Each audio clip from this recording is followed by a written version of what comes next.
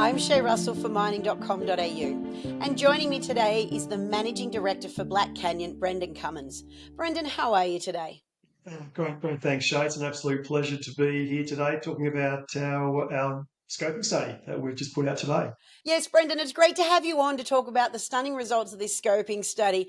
We're looking at a 16-year mine life across two of your ore bodies, a payback period of less than 2 years, and these are just some of the great numbers that people are going to want to know. Let's get into some of the more financially appropriate numbers. What's the NPV and the IRR? The NPV is $340 million, which is, it's a solid NPV. 70% for the IRR, so really pleased with that as well.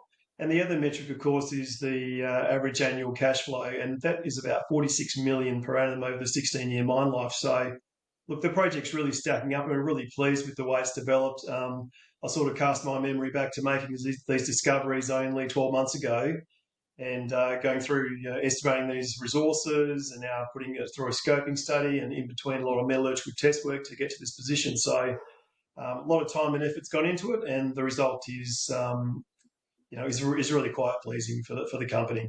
It certainly is. And just to add to some of the other good news that we didn't mention in that first answer, are the extremely low capital expenditure costs, which are sit around $84 million, and the amount of production. So I believe you're going to be producing 3 million tonnes per annum and around 760,000 tonnes of manganese concentrate per annum.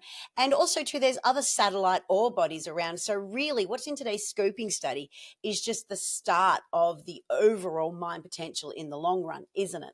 Yeah, look, there's a lot of potential within the region. We're only looking at production targets of around 48 million tonnes. The total global resource in the region that we've discovered in the last 3 years is 314 million tonnes. So there's still a lot of upside within the region. With all these projects, you do need to start somewhere, and KR1 and KR2 are both outcropping deposits. We've demonstrated low strip ratios as well with these deposits, so that's why we've started with them. But within 20 to 30 Ks, we've also got another 100, 200 million tonnes waiting for us to go and exploit. So the next level of study really looks at a base case being where we are now at KR1, KR2, but looking at how potential additional feed might feed into that as well. Low strip ratio, potentially high grade feed as well. So a lot more to do, but this has been a stunning start. Yeah, it is certainly a stunning start. And as you just pointed out, this is really just to get the scoping study going, to get into the pre-feasibility study. There's also other avenues that you're going to investigate and to reduce costs along the way.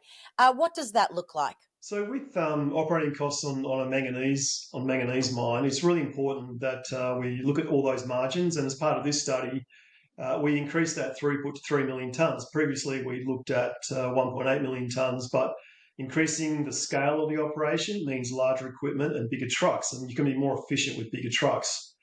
So that was an immediate saving in our mining cost. In terms of processing cost, it is really quite simple beneficiation, looking at a fairly simple crush, wash, and then putting it through screens, producing a lump and a fines product.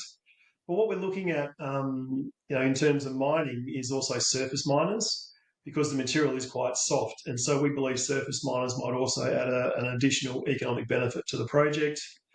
And further test work as well to possibly deliver a higher grade concentrate product. So the current study is looking at a 33% concentrate, producing 760,000 tonnes per annum of manganese concentrate.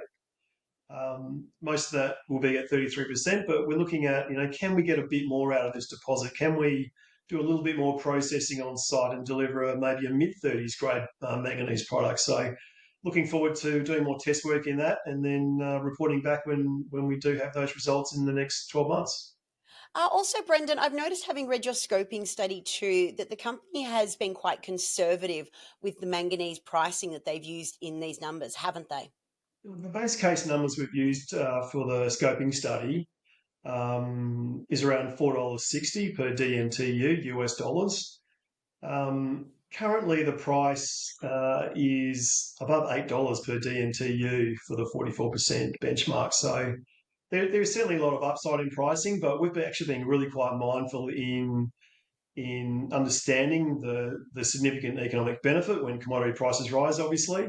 but also being able to ensure that this operation continues during the lower pricing cycles that inevitably strike most commodities, and manganese is no exception to that. So a really keen focus on ensuring that during the lower price cycles we can still make money, but enjoy some substantial benefits when the manganese pricing does shoot up as it is now.